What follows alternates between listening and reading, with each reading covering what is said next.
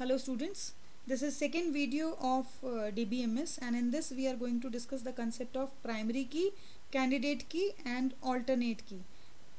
ये बहुत ही कॉमन सा कंसेप्ट है जिस पे बेस्ड क्वेश्चंस बोर्ड एग्ज़ाम में या आपके फाइनल ईयर एग्ज़ाम में या किसी भी एग्ज़ाम में जनरली पूछ लिए जाते हैं. एज अ स्टूडेंट ये क्वेश्चन बहुत कॉमन है कि इन दोनों में से किसी भी दो का नाम ले दिया जाएगा और बोला जाएगा कि differentiate among let's say differentiate among primary key and candidate key giving suitable example या differentiate between candidate key and alternate key giving suitable example or anything like that. तो अच्छे से समझेंगे and then we'll go to definitions. example की अगर मैं बात करूँ, see after passing 12th you are going to take admission in some college और इतने सारे options होते हैं, इतने सारे ways होते हैं and generally students are confused कि हमें कहाँ जाना है, क्या करियर ऑप्शंस को चूज़ करना है, किस रास्ते पे चलना है. और मोस्ट ऑफ द टाइम्स हम क्या करते हैं, according to the marks that we achieved हम मल्टीपल कॉलेजेस में भी अप्लाई कर देंगे जो हमारे रीच में होंगे. We are preparing for IIT also या फिर नीट के लिए हम प्रिपेयर कर रहे हैं. नाउ दैट डिपेंड्स कि हम वो एग्ज़ाम क्लियर कर पाएंगे या नहीं कर पाएंगे. अगर नहीं कर पाएंगे तो सेकंड ऑप्शन को या थर्ड ऑप्शन को ध्यान में रखना है. तो obviously we are going to take admission in BSc और वॉट एवर. ठीक है, तो एक छोटा सा एग्जाम्पल मैंने लिया है यहाँ पे. लेट्स सपोज कोई एक XYZ कॉलेज है जिसमें दो कोर्सेज हैं, course A and course B and 100 students applied for course A and 150 students applied for course B. number of seats दोनों courses के लिए 40-40 हैं. कोर्स A का क्राइटेरिया, B का क्राइटेरिया आपके सामने है, दिख रहा है आपको. बहुत सारे बच्चे ऐसे होंगे जो कोर्स A और कोर्स B दोनों के लिए एलिजिबल होंगे, जो दोनों में अप्लाई कर सकते हैं. And in most of the cases yes they will apply for both the cases, both the courses. ठीक है, ताकि एक में एडमिशन ना मिले तो दूसरे में तो मिले, क्योंकि आप सब जानते हैं कि कट ऑफ लिस्ट तैयार होती है और कितनी हाई कट ऑफ लिस्ट जाती है. We all know that. तो नाउ अगेन अब चलो मेरिट लिस्ट तैयार हो गई जिसको हम जनरली कट ऑफ लिस्ट बोलते हैं, और जो फर्स्ट मेरिट लिस्ट में 40-40 स्टूडेंट सेलेक्ट कर लिए गए. नाउ लेट्स सपोज 15 स्टूडेंट्स उसमें ऐसे थे जिन्होंने कोर्स A और कोर्स B दोनों के लिए अप्लाई कर रखा था, इस 40 में भी और इस 40 में भी. 15 स्टूडेंट्स मेरे पास ऐसे आए जिन्होंने दोनों कोर्सेज के लिए अप्लाई कर रखा था. इन दैट 10 स्टूडेंट्स ऐसे थे जिसकी फर्स्ट प्रायोरिटी कोर्स A थी और 5 स्टूडेंट्स ऐसे थे जिसकी फर्स्ट प्रायोरिटी कोर्स B थी. राइट, तो obviously they will go for their first priority. अगर उनको दोनों में चांस मिल रहा है तो वो दोनों में तो नहीं जाएंगे ना, किसी एक ही कोर्स में एडमिशन लेंगे. तो अपनी प्रायोरिटी के अकॉर्डिंग वो उन्होंने एडमिशन ले लिया. And now 5 seats are left blank in course A and 10 seats are going to be vacant in course B. अब इसमें क्या होगा, सेकेंड मेरिट लिस्ट, देन उसमें भी अगर नहीं हुआ तो fourth merit list, third merit list, fourth merit list, जब तक चलता रहेगा जब तक मेरी सारी सीट्स जो हैं वो फिल नहीं हो जाती. इन ये 40 की स्ट्रेंथ मेरी पूरी फिल नहीं हो जाती. जनरली इसी तरीके से एडमिशन प्रोसीजर होता है कॉलेजेस में, या कहीं पर हम जॉब भी अप्लाई करते हैं तो वहाँ पर भी ऐसे ही होता है कि ठीक है कोई शॉर्ट लिस्ट हो गया था लेकिन उसने ज्वाइन नहीं किया तो फिर उससे नेक्स्ट को ऑफर दिया जाता है.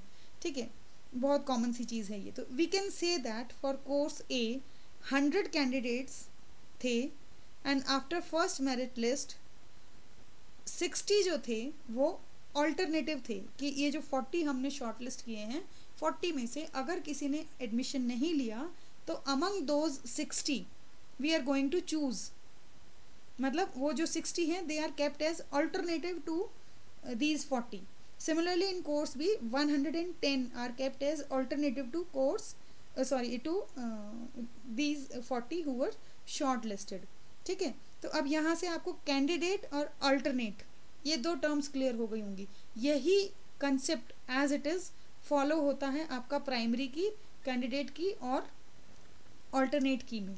एग्जाम्पल ले लेते हैं. पहले आप इतना जान लो कि प्राइमरी की, कैंडिडेट की और ऑल्टरनेट की, इनका अंडरलाइंग जो प्रिंसिपल है वो यही है कि एनी कॉलम और combination of columns that uniquely identify each record in a relation is primary key oblique alternate key oblique candidate key. Underlying principle यही है, थोड़ा थोड़ा डिफरेंस है, और वो थोड़ा थोड़ा डिफरेंस क्या है, एक टेबल में सिर्फ एक प्राइमरी की हो सकती है. देयर कैनॉट बी 2 और more primary keys in a table. Primary key सिर्फ एक ही होगी, ठीक है.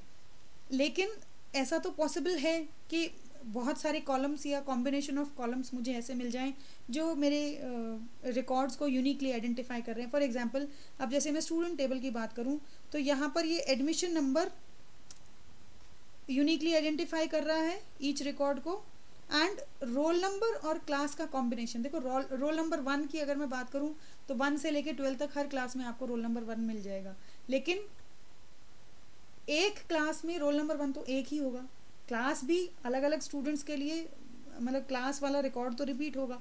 क्लास 1 की अगर मैं बात करूं तो क्लास 1 में 40 स्टूडेंट्स होंगे, तो 40 के 40 स्टूडेंट्स के लिए ये जो क्लास की वैल्यू है ये 1 ही होगी, तो that is also not uniquely identifying. लेकिन रोल नंबर प्लस क्लास का जो कॉम्बिनेशन है ये मेरे बच्चे को यूनिकली आइडेंटिफाई करेगा, मेरे रिकॉर्ड को यूनिकली आइडेंटिफाई करेगा. So I am having 2 candidates that can serve as primary key, ठीक है.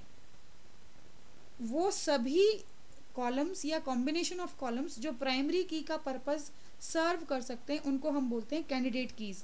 That's why I am having 2 candidate keys in this table student, admission number and roll number plus class.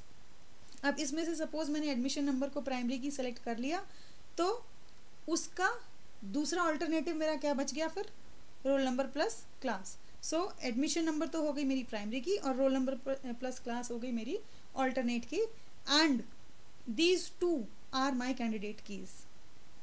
I hope समझ में आया होगा. नहीं समझ में आया तो एक और एग्जाम्पल लेते हैं. Let's suppose I am having a table employee. You can see the columns employee ID, name, PAN number, Aadhaar number, salary, account number. अब देखो एम्प्लॉय आईडी सबकी यूनिक होगी, नेम तो चलो कॉमन हो सकता है, पैन नंबर हर कैंडिडेट का अलग मिलेगा, आधार नंबर सबका यूनिक होता है, सैलरी सेम हो सकती है लेकिन हर एम्प्लॉय का अकाउंट नंबर डिफरेंट होगा. So I am having 4 columns in this table which can serve the purpose of primary key. तो ये हो गई मेरी candidate keys. These are the candidates which can be chosen as primary key, ठीक है. इसमें से लेट्स सपोज मैंने एम्प्लॉय आईडी को प्राइमरी की बना दिया तो जो बाकी 3 बच गई वो मेरी बन गई alternate keys, and hence the definition you can see here. An attribute column या combination of attributes या columns that uniquely identify each record in a table is a primary key. There can be only one primary key in a table. Candidate key यही definition है, बस फर्क कहाँ है, there can be multiple candidate keys in a table.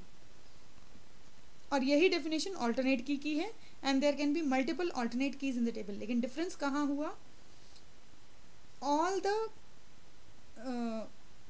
Columns या set of columns, combination of columns that can serve as primary key are candidate keys, and all candidate keys except primary key are my alternate keys. So this is all. I hope this will help you and आपको ये concept अच्छे से समझ में आ गया होगा. Thank you so much.